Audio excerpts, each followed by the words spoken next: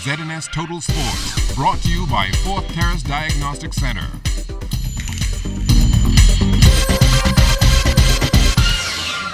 Welcome to sports, everybody. After an embarrassing loss to Antigua on Wednesday at the Caribbean Basketball Championships, our men's national team showed the heart of a champion last night with a berth in the semifinals on the line. The Bahamas started fast against Cuba, and despite being outscored in the second and third quarters, the 2-4-2 finished strong, winning 77-71 to claim the top spot in Group A. Magnum Roll had his way in the paint. He scored a game-high 26 points to go along with 5 rebounds. Ray Rose added 17 points and 2 boards off the bench, while Kadeem Colby also finished in double figures with 16 points and 7 rebounds. The Bahamas is back on court tonight against the British Virgin Islands, and they'll definitely have the hometown crowd against them. A win there and the Bahamas automatically qualifies for Central Basket next month, and they will play for the gold medal tomorrow. A loss means the Bahamas will play for the bronze tomorrow, and they will need a win there to secure that third and final spot at Central Basket. The International Tennis Federation's Junkanoo Bowl will get underway tomorrow with its qualifying rounds at the National Tennis Center. The main draw starts on Monday, and the Bahamas will be well represented as our juniors look to hold serve on home turf.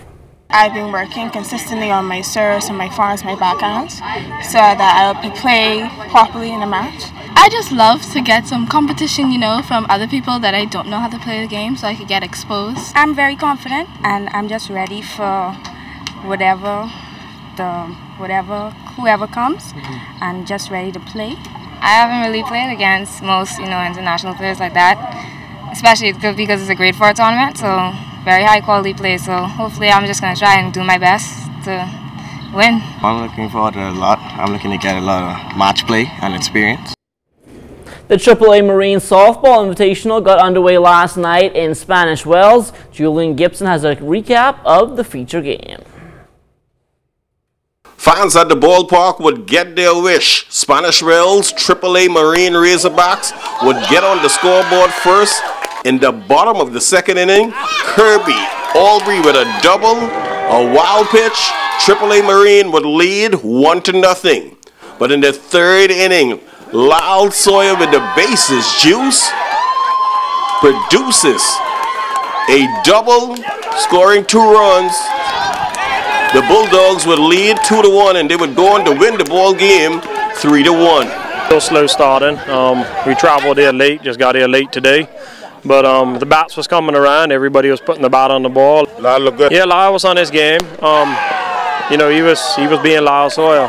He was on his game tonight. The rise ball was moving, and he had a change-up going, and we come out with a victory. When you get a chance to score, you better put it in play. When you're facing somebody like Edney and whatnot, you better score when you get a chance, and we did tonight. 11 strikeouts. You were right on your game. Yeah, I didn't pitch that good. I mean, I missed a lot of spots with the balls, but the boys are swinging at it, so it ended up, I did all right.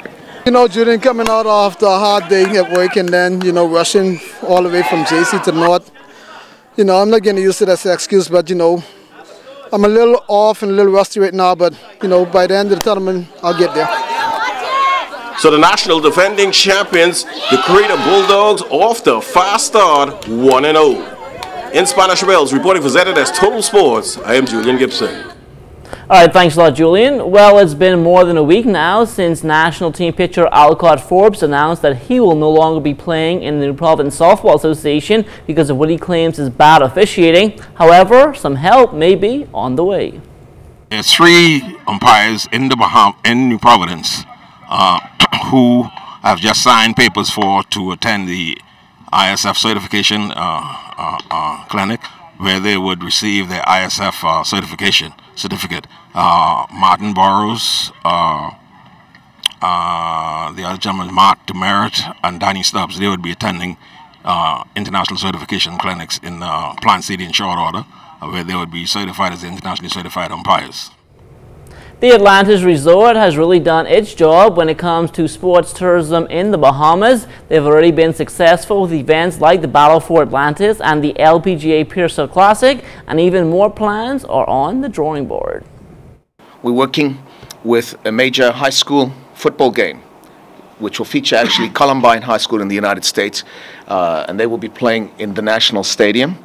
And I think you all know that the Bahamas Bowl is scheduled the week before Christmas, which is 5 conferences in the U.S. It'll be part of the whole Bowl Championship series. Of course, we have to wait until they determine who's won what as to who will come. But these are just some indications of what we really can do in the nation when private and public sector, government all work together to bring attractive sports here. Now, I know we promised you a look at the challenge tonight, our second edition of that, but due to some power issues here at the corporation, we are unable to do that. So tune in on Monday and we'll try and have that for you then.